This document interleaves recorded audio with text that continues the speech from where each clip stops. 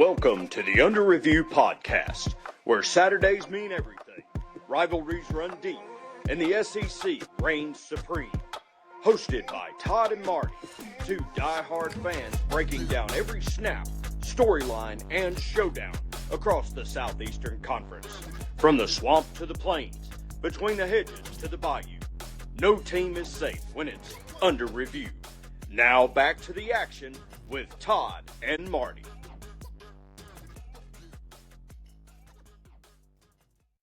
Oh, all right, there we go.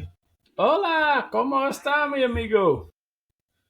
All right, episode 71. It is week 4 underway. We are back. As always, I am Todd, your host. Alongside me is Party Marty on the other screen. Yeah, I do. Good evening. I don't have to. There we go. Yeah. But week 4 brings us some interesting matchups, some great ranked matchups, especially which will be our game of the week that we'll talk about later. Our special guest is backstage. We are welcoming back Jud Dickinson once again and his insight. I know he's ready to get on here, so let's go ahead and start talking about some games. And if I think I'm correctly, I think we're going to jump into our Around the State. Yeah.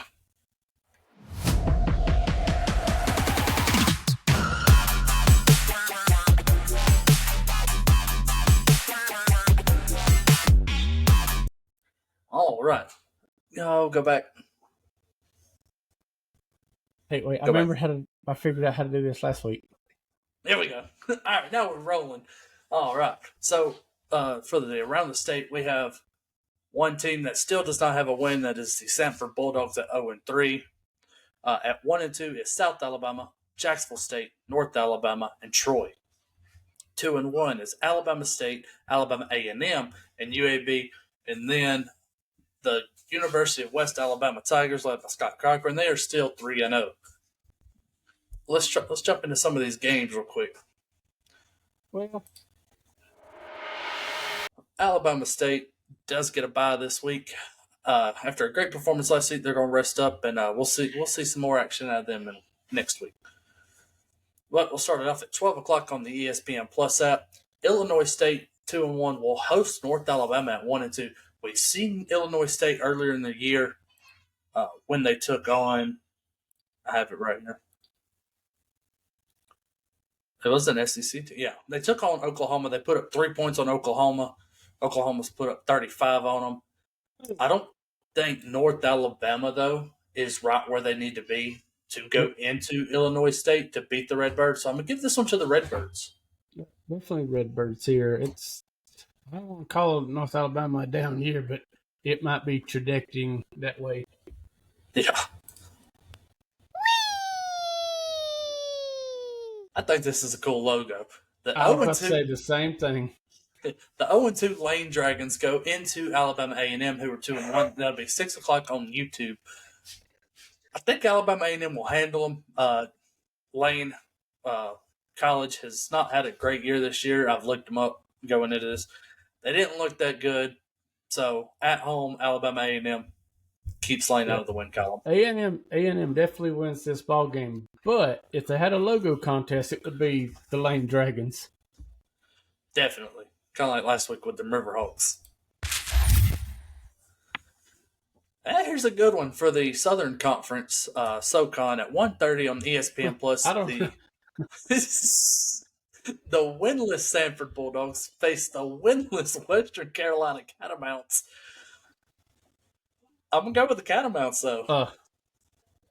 This is going to be a terrible game to watch. Maybe unless you're a Sanford fan or a Catamounts fan, this is going to be a terrible ball game to watch. I'm going to Western Carolina. Well, I like the concept of Western Carolina. I like the colors. I like that Catamount right there. Nothing based on the game here. I thought this was a professional show where we did not logos, but actual football stuff. We did logo sometime, but Sanford not looking too good either. So Troy looks to bounce back as 1-2 Trojans go to the 2-1 Buffalo Bulls. 2:30 on the ESPN Plus app. Do we got ESPN Plus? Yes, you do. Okay, I'm just making sure. Again, I think Troy played pretty good a couple weeks ago against Clemson. They did. So I'm going to give them the upset on the road. Yeah, I definitely thought.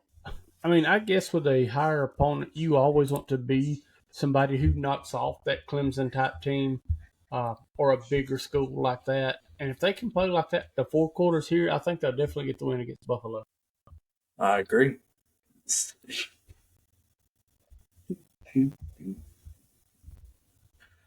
In the Sun Belt, we have a conference matchup between the 1-2 Coastal Carolina Chanticleers and the 1-2 South Alabama Jaguars. That'll be 6 o'clock on ESPN Plus. The only reason I'm picking South Alabama in this game is because of what the Catamounts did to Auburn in the baseball season. So I'm going Jaguars by 70. It's shocking because just a couple years ago, this Santa Clara team, they were kind of a force to be reckoned with, and over the last 2 years, they've really kind of they lost their coach, right? Well, a fun fact Brittany found out earlier, or when I was watching football last week, is that they have free concessions at the ball game. I don't know how it works, but all concessions are free. Oh. Yeah, just when you get a chance, look that up. But yeah, I do like North Alabama here. South Alabama. Yeah, that's what I meant. Yeah, we didn't like North Alabama in their matchup earlier.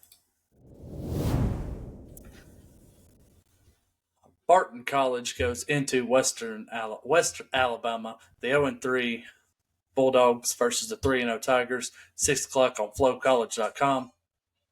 I think this game will be very handled by the Tigers here. Oh yeah, most definitely Tigers here. Scott Cochran's really, and again, just revitalized this program. Again, with Western Alabama, like I said, there's not a lot of research that goes into them. But if they lose this game, it'd be pretty bad. I mean, they're 3-0. They've won some great games. Barton has not, obviously. But like I said, we'll see 6 o'clock on flowcollege.com.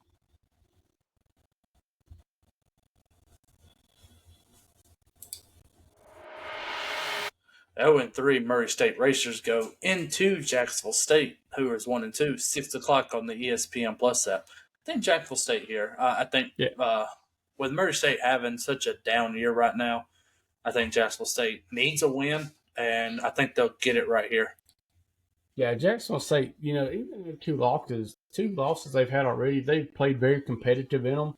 The quarterback, he shines. He really does. He's one of the guys you want. But again, Murray State not looking so hot. Going for the Gamecocks. Golden sombrero. Yeah, it's a soccer thing, hockey thing. But I think Jacksonville State here will win pretty convincingly. I'm supposed to go to this game, but I need to know more about this sombrero. It's a thing when you score more than 3 runs in a soccer game, or more than 3 goals in a soccer game or a hockey match. That sounds very. Or 4 strikeouts in a game as a batter. But yeah, without all that further ado, let's take a quick ad break and take a word from Tactical Home and Pest.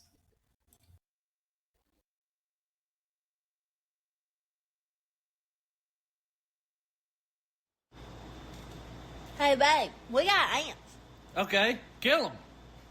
No, really, there's a lot of freaking ants. Well, what do you want me to do? I ain't no expert. Well, fine then. I'll call Tactical Home and Pest. Go ahead and call Benjamin. Hey there, this is Ben with Tactical Home and Pest, proud sponsor of Todd and Marty and their Under Review podcast. And can I just say that if the bugs I deal with had referees, I'd be called for targeting. Tactical Home and Pest, 256-592-2842, or visit me at tacticalhomeandpest.com. All right. Now let's get into some SEC games. This is, like I said, we've got not a big slate this week. Go ahead and pull up the other screen. We've got a couple teams on buys, a couple big teams, I will say. that is Alabama, Georgia, Kentucky, and Texas A&M. I think all of them are coming off of a win. So it's a great bye week. I know, yeah. Yeah, Kentucky Calzone, beat. Yeah. Because Georgia Calzone didn't play barely this beat week. Tennessee. Yeah. Alabama won. I think next week it's going to be a pretty good matchup. We got Roadside Billy going to be in the studio next week versus Alabama and Georgia. Definitely going to be the game of the week. I mean, there ain't no spoiler about that one. No, yeah, that's definitely going to be a good one. You can't doubt it. But there's also some other games. Texas A&M, they're having a bye week. They'll play a big game after that as well, too. But we'll talk more about that next week. The 2-1 UAB Blazers go into Neyland Stadium at the 15th ranked Tennessee Volunteers, who are also 2-1, 11:45 on the SEC network. I think, don't get me wrong, I love my Blazers. I think Tennessee's just going to be too much at home. I definitely agree there. I mean, Dilfer, he's had so far, 2-1's not a bad record, but I just don't think got enough. Joey Aguilar is very impressive. It stinks for a Tennessee fan that you lost last week. That penalty killed you right there at the end, and you went to swapping blows. The best field goal, then you went swapping blows with Nate Frazier in Georgia, and them guys. Just too much here for UAB. Yeah, 98% chance ESPN says for the Tennessee Volunteers, and I will be on that bandwagon. Like I said, I love the Blazers. I'd love to see it happen. I really would. Especially don't sleep on them Alabama teams in the early games. So just saying, do you think there might be a snowball's chance that they could keep it close and maybe keep them within 3 the whole game? The only way they can keep it close is if Jalen Kitna, Joe Kitna's son, has an outstanding game. I mean, he's 70 for 100 on the year, 6 touchdowns, 3 interceptions, 892 passing yards on the season. He's playing good ball. And UAB's played some pretty decent teams. They beat Alabama State, which was a great game. They lost to Navy, which was also a really good game until the fourth quarter, and then they beat Akron last week. So I mean, Jalen Kitna can lead them. I don't think, like you said, it would be a snowball's chance in Hades, but I just don't see it as much as I want to believe. Right. All right. The 3-0 Tulane Greenways versus the 3-0 13th ranked Ole Miss Rebels, 2:30 on ESPN. What do you think here? I don't know. I mean, Ole Miss has struggled. Mm-hmm. They've had a struggle win. Yeah. But I think there's too much talent, though. I mean, now is Simmons going to be back? I don't know. The actual report comes out tonight, I want to say. I don't have it on me right now. Not saying they can't win without him, but I mean, they won last week without him. Trinidad Chambliss played a great game. No, he wasn't out the whole game. He only threw one pass, ran a couple plays. But Trinidad Chambliss played an outstanding game last week. I will say that. He played good. But him being new, and if they get in that whole situation, 2-quarterback situation, which we all know, it never works. It didn't work at Auburn. It's not working. So I think Trinidad Chambliss is actually the better option here for the Rebels. But I'm leaning towards Tulane with the upset in Oxford. I don't know about going into Oxford like that. That's what's Tulane's resume so far? Do you see it? Let's see. Got it right here. Like I said, Tulane's 3-0. They beat Northwestern 23-3. They beat a South Alabama team by 2 points, 33-31. And then they beat Duke last week, 34-27.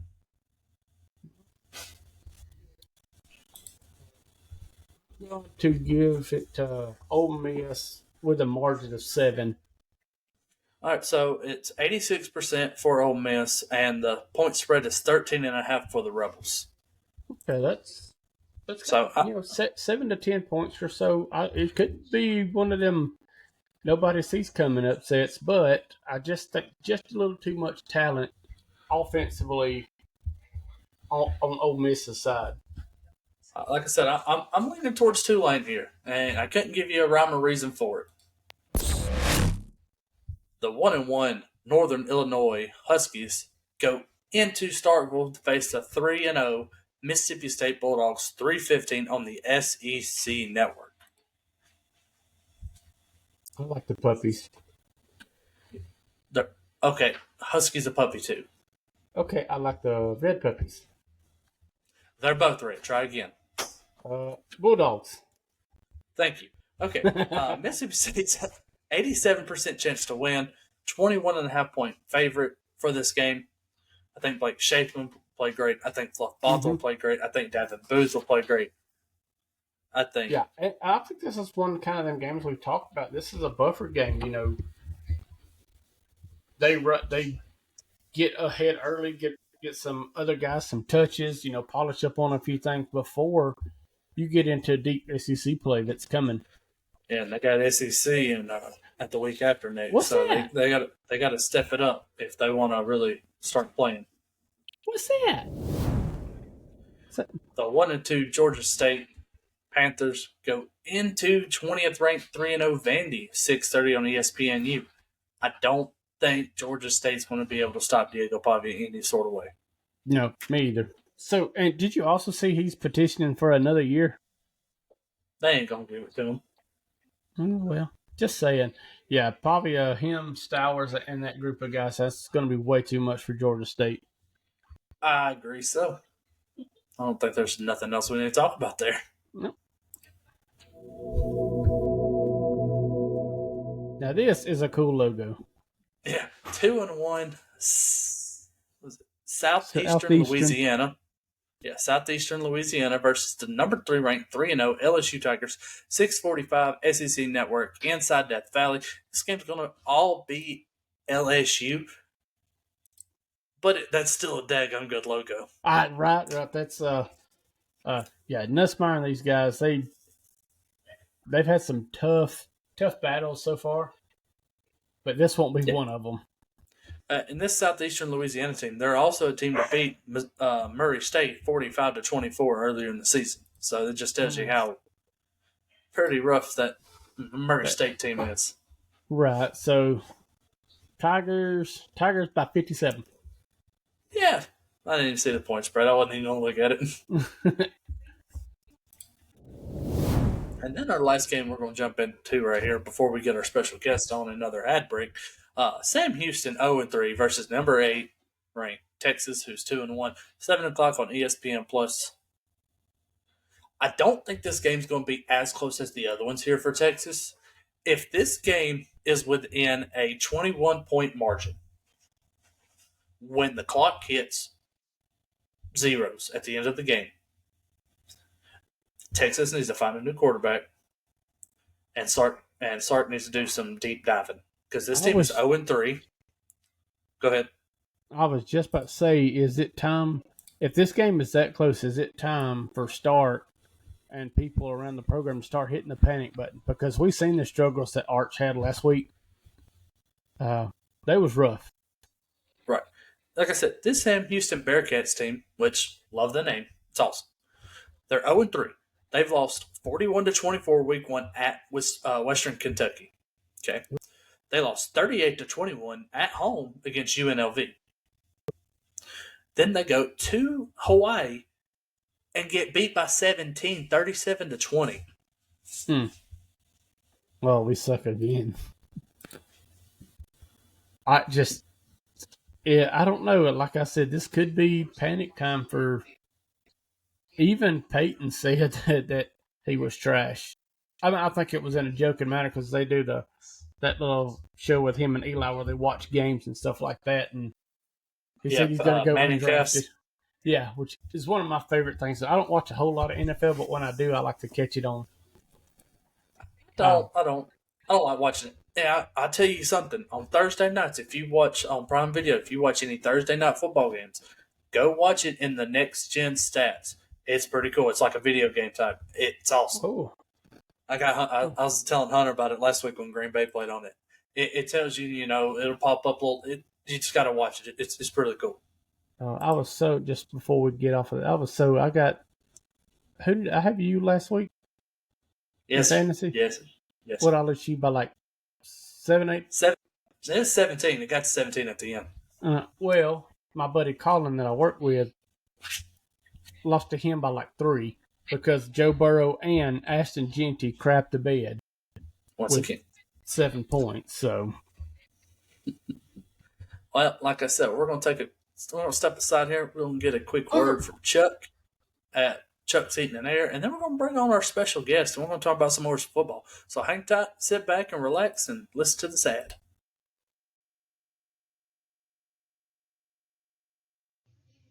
This episode of the Under Review podcast is brought to you by Chuck's Heating and Air.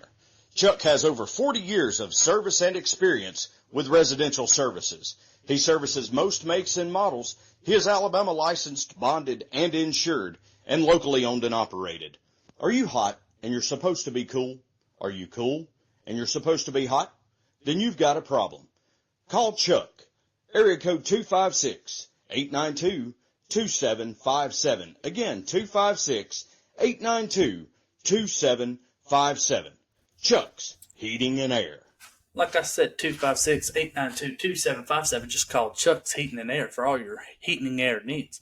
All right, let us welcome our special guest of the evening, and that is the man, the myth, the voice of the Under Review podcast in all of his glory, Jud Dickinson.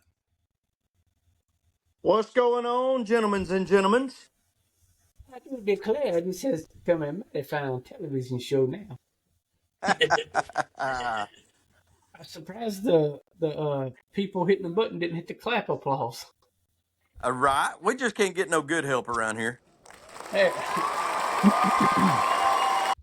It was delayed like my brain.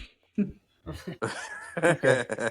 So real quick, did y'all see that Nico is in the transfer portal already? I think that's... I have not heard that at all. Yeah, I've seen it on 2 different things. I don't know if it's superficial and it could be a troll post, but I think I've seen it on 2 different things. Wow. Nope. USA Today just declared that he is not in the transfer portal and is sticking with UCLA. Well, pissed away talent. I don't know about talent, but he pissed away a lot of money. He did do that. That's on him right there. But, like I said, we're going to talk about 5 games here, 4 of them SEC, 1 of them we're going to go on the road for our interstate game of the week. So how about let's just get down to the nitty gritty and let's talk about some football. First matchup is at 11 a.m. on ESPN Plus at Simmons Bank Liberty Stadium, home of the Memphis Tigers.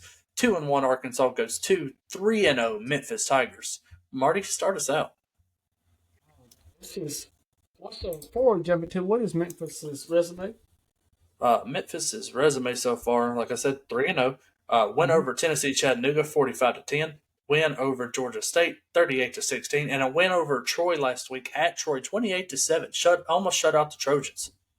Again, this is when we get into these conference matchups. The level of play is a whole lot higher than some, and I think this is going to be the case here with Arkansas.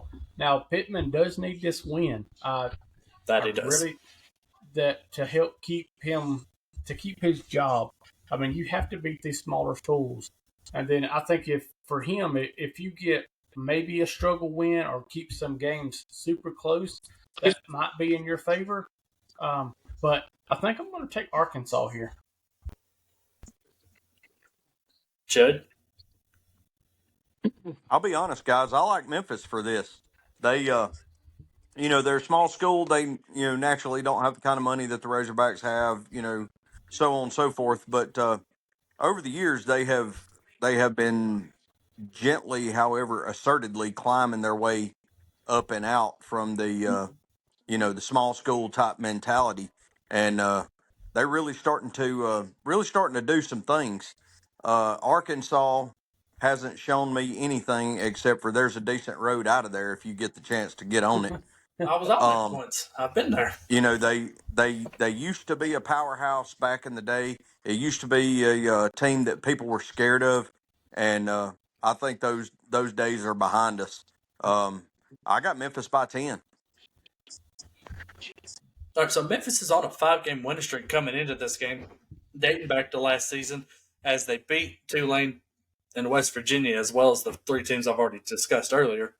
But the predictor on ESPN has Arkansas at 59%, so which is very. I feel like they're keeping it close here, but they have on the spread. They have Arkansas by 7.5. I think Memphis will stick on their home turf, take it to the Hogs, and give Sam Pittman a record of 2-2 when he leaves Memphis. And I don't think Sam Pittman might not win another game this year. So give me Memphis by 3. Yeah, my man.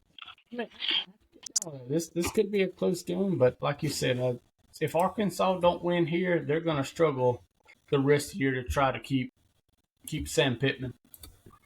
And I think too, the only thing that would make me differentiate from anything that I just said is the fact that we are in the SEC, and anything goes in the SEC. Yep. This is true. All right, so this next matchup, we're going to Memorial Stadium as the 2-1 South Carolina Gamecocks travel to 3-0, 23-ranked Missouri Tigers. 6 o'clock on the ESPN app, on the ESPN network. 80% chance for Missouri here at home. I don't know the status of the North Sellers yet. For me, go ahead. There's word that he has been at practice this week with the concussion. He had the concussion last game. He's been at practice, but he hasn't really been practicing though. But he's been there. So I don't know if it could, like I said, the report comes out tonight. I'll try to get it on Facebook for y'all Thursday as well when this episode airs. So y'all can be able to see it as well. But I think Luke Doty, if he plays, it's going to be hard for them to stop Bo Perbula, Ahmad Hardy, and Kevin Coleman Jr. So I'm going to take the Tigers by 14 here. The spread's 10.5 for Missouri, by the way. Definitely sticking on that train. Without the North Sellers, this is a really different ball team, as we saw last week. You just can't. I like the spread. That's pretty good. If Sellers does play, and he gets rung up a little bit, I think that's going to be big. If South Carolina's going to keep it close, the defense is going to have to step up. Dylan Stewart is, he's going to have to be more of a presence than he was last week. Be that defensive leader they need. And as everybody knows on this podcast, we're not big fans of Mizzou, but I think they'll be 4-0 coming out of this week. Yep, I'm on the same bandwagon, and I just really don't like South Carolina at all. But just like both of you guys are saying, without Sellers, it's a totally different situation. So I got Mizzou by 11. All right. Why? Because I'm a thug. Exactly. Well, my thing too is even like we talked, maybe on the post game for last week, is I'm a big Shane Beamer fan. And it's been rumored he's got ties to Virginia Tech now, but that's here and there. I like to see him do good, but it won't be without Sellers. 1-2 Florida goes into 4th rank, 3-0 Miami at Hard Rock Stadium in Miami Gardens, Florida on 6:30 on the ABC network. Well, I see Alberta is left us this week. Alberta left. We got actually Albert. Maybe they won't be sissies this week. Well, it's Miami by 402. Yeah, so run down before we start getting going and things. Miami 75% chance to win this game. They're only a 7.5 favorite, point spread wise. No fruit sucks like a big orange. I mean, I can't enough. fathom. Florida just can't get in the rhythm. And again, I think this will be a season builder here for Napier. But I just think Miami's too much as well as they've played. And as God bless poor DJ Lagway, 5 picks last week. So Ducks for everybody. Yeah. Yep. Yeah. So I'm gonna go with my friend Greg and Sebastian. Hit him with the third leg. Oh, gee, Rick. 11th floor crew. Judd. I'm with you guys. Hurricanators by 712. Yeah, I'm gonna take. I'm gonna take Miami here as well. I think they're gonna cover pretty much. I think Carson Beck knows Florida pretty well, but this is no cocktail party this year for Carson Beck playing the Gators. But I think it's going to be the same outcome for Carson Beck and this Hurricane team, and I think he could throw for 400 yards this week and about 4 touchdowns. So I'm just saying, if there was Angels in the end zone, is there any way Florida beats this Miami team? If Tim Tebow, if Miami died on the way to the game, Florida might win. Is Tim Tebow strapping up? The Pouncey twins. Yeah. Warren Sapp, Aaron Hernandez from the dead. You know what I mean? Like, careful. But I don't see a chance. I really don't. Now, again, Florida is an SEC team, like Judge said earlier. Anything could happen. But I think Miami is built right now to beat a little sister team like Florida. Definitely.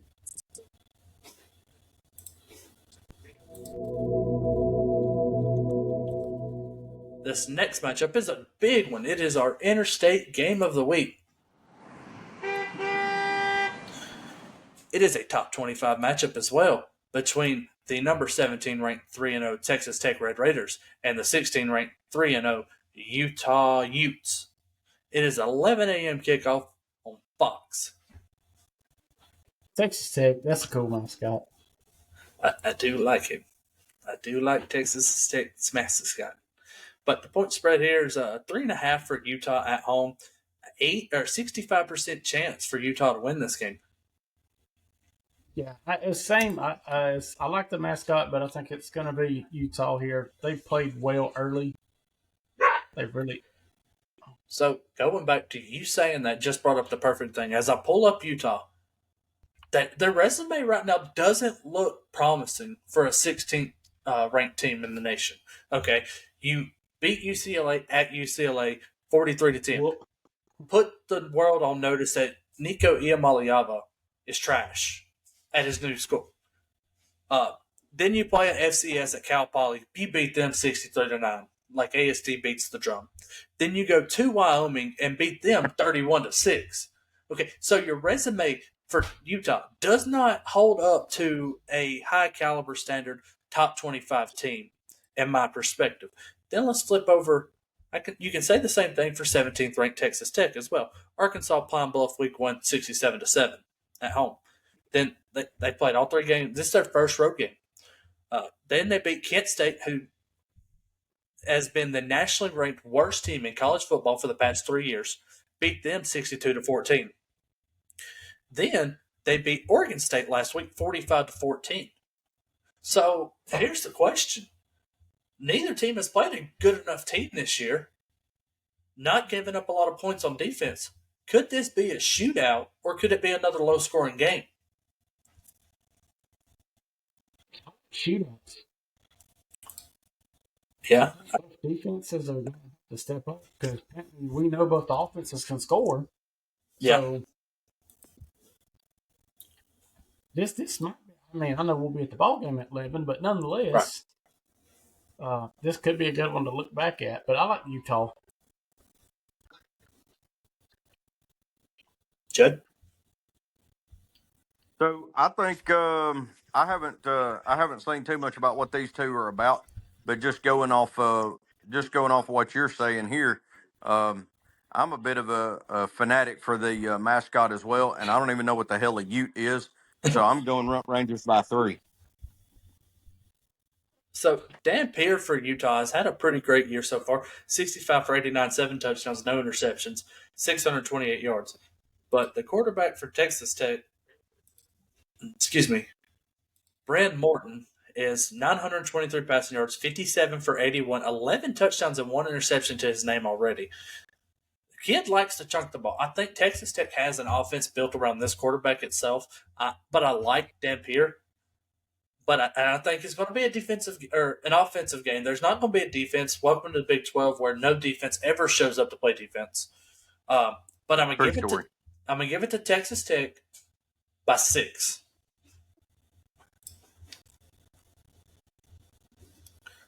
And now let's get into the Unreviewed Podcast Game of the Week.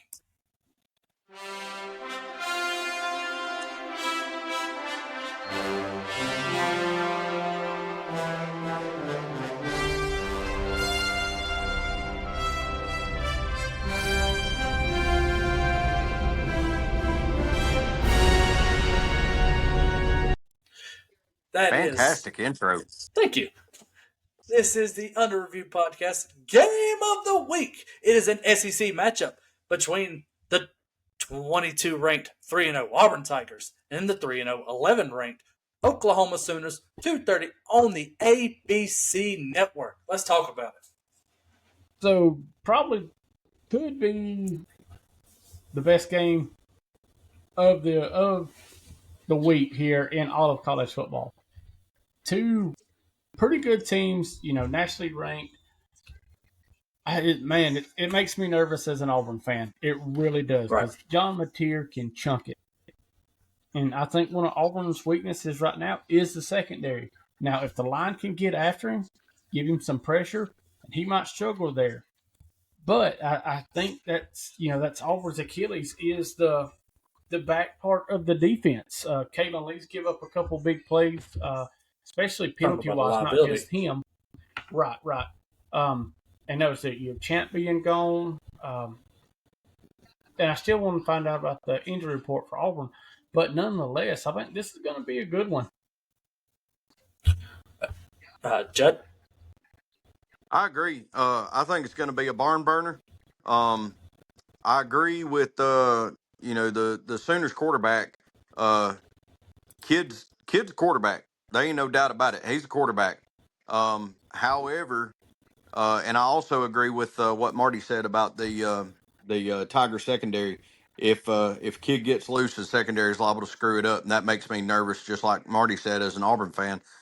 However, on the flip side of the coin, Arnold is a goer and a doer and a chunker and a runner, and he don't mind taking a hit, and he's on the come up real fine, like, and I think he has not shown quite yet everything that he knows and everything that he can do. So I think, and naturally he alone is not going to win the game, but I think he plays an integral role here. But I think he's got plenty to show. I think he's about to show the nation his worth as a quarterback. And then just from what I've seen in the last couple of weeks, Auburn's offense is hungry. I mean, they're hungry, and they're tired of being kicked. They're tired of saying, when somebody says, well, what about football in the state of Alabama? And everybody says, Roll Tide. I think they're tired of it. I think they've had enough. And, there's a way to go right there. But I think Auburn by 10. I'm just going to throw it out there. Auburn by 10, baby. War Eagle.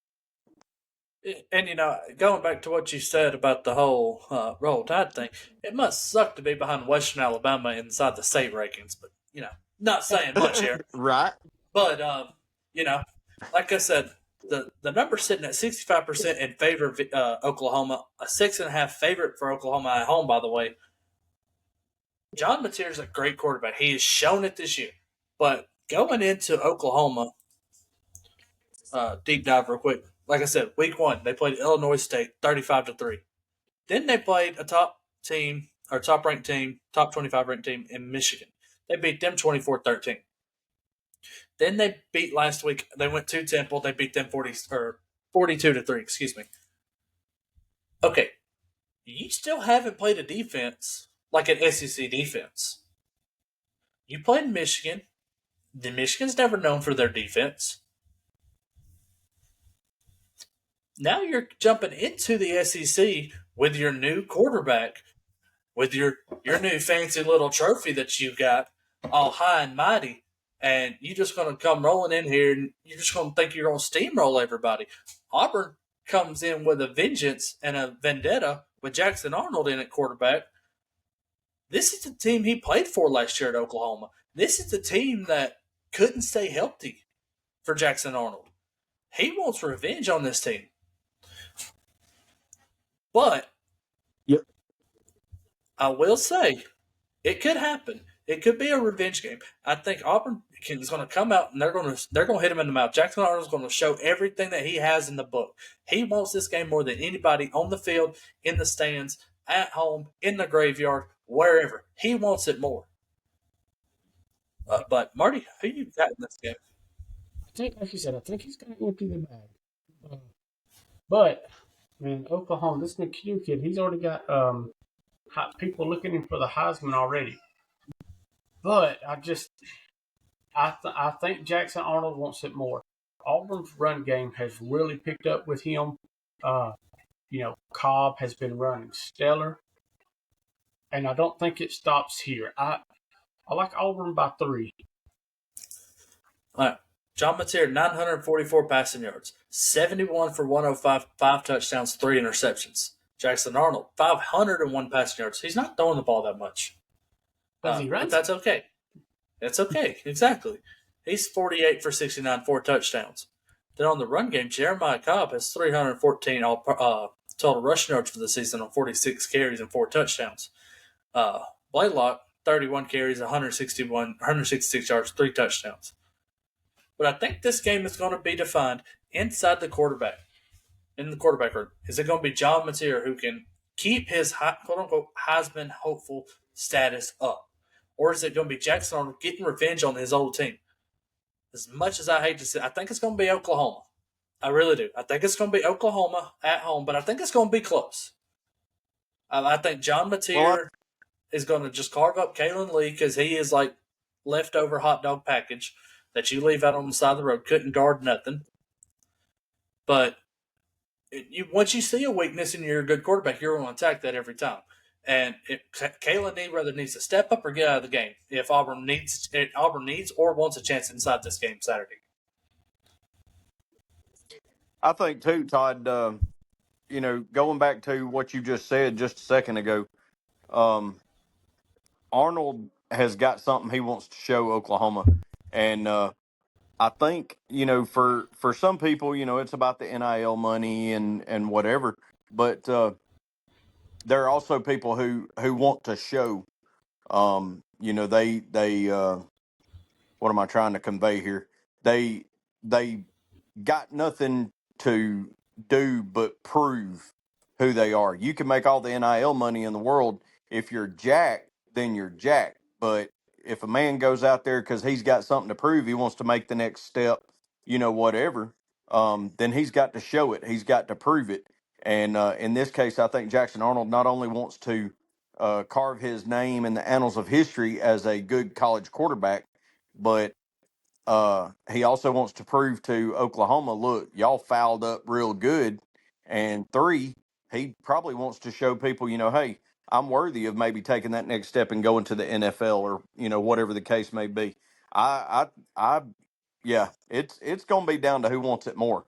So I'm just saying, through this ball game, the Blue Boys chat's going to be wild. Yeah, absolutely. But I want to thank Jud for joining us here this week. I want to thank Hunter Brassfield and Nicholas Adams over at the Dadpod, HCS Media, Hayden Coker for everything that they do. Jud, thank you again. Brandon Trammell, Cody Baylor, part of the creative team. I want to thank the Wives for bringing us here another week, not letting us go off the deep end. But most importantly, after all that, the deep end. Either or, it doesn't matter how we go.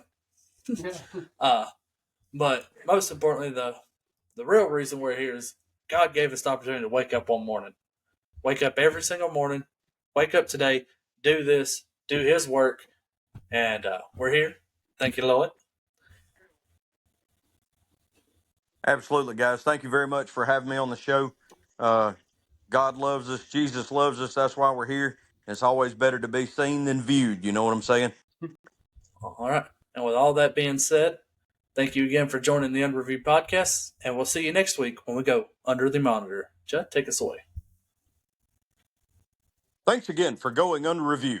Tune in next week where we'll do the same thing at the same time, joining the same football teams here in the SEC. Until then, keep your flag handy.